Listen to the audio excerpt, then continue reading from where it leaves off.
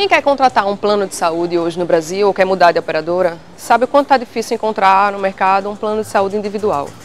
O mercado da saúde suplementar hoje no país é praticamente dominado pelos chamados planos de saúde coletivos, que podem ser coletivos por adesão ou coletivos empresariais. O problema é que a Agência Nacional de Saúde Suplementar, a ANS, não regula o reajuste anual desse tipo de plano e também permite que as empresas quebrem unilateralmente o contrato com o consumidor. Resultado, está acontecendo o que a gente chama de judicialização dos planos coletivos, ou seja, tem crescido na Justiça o número de casos, o número de ações contra essas empresas. Em Pernambuco, o Tribunal de Justiça não possui dados compilados que mostrem o crescimento desse tipo de ação judicial. Mas em São Paulo, por exemplo, já se sabe que entre 2013 e 2014, esse tipo de ação judicial contra os planos coletivos teve um crescimento de cerca de 14%. A Associação de Consumidores IDEC também fez um levantamento.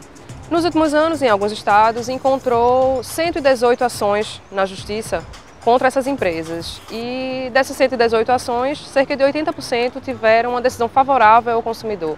Ou seja, as operadoras tiveram que baixar o valor do reajuste das mensalidades. A judicialização da saúde é uma realidade. As prateleiras das serventias, dos foros do Brasil inteiro estão lotadas de processos judiciais. E um dos aspectos que vem sendo discutido diz respeito exatamente aos planos coletivos, né? Os planos eles podem ser coletivos, individuais e familiares. Os individuais e familiares eles têm uma renovação automática, obrigatória. E no plano coletivo esse direito não existe. A renovação automática ainda é duvidosa.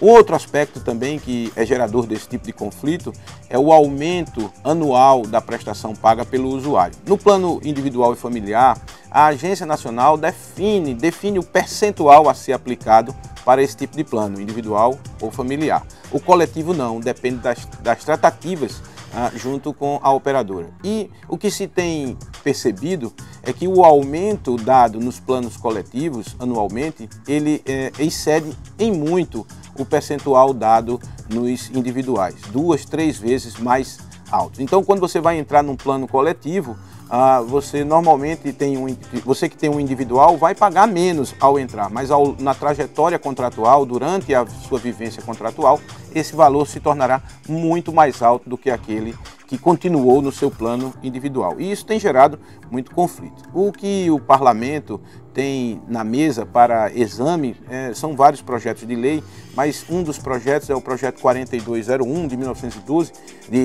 2012, que pretende aplicar essas vedações do plano individual e coletivo para do plano individual e familiar para o plano coletivo. Ou seja, não poderia mais o plano coletivo dar um aumento unilateral, nem tampouco rescindir o contrato depois de um ano de contratação, rescindir contratualmente se assim a operadora não desejar.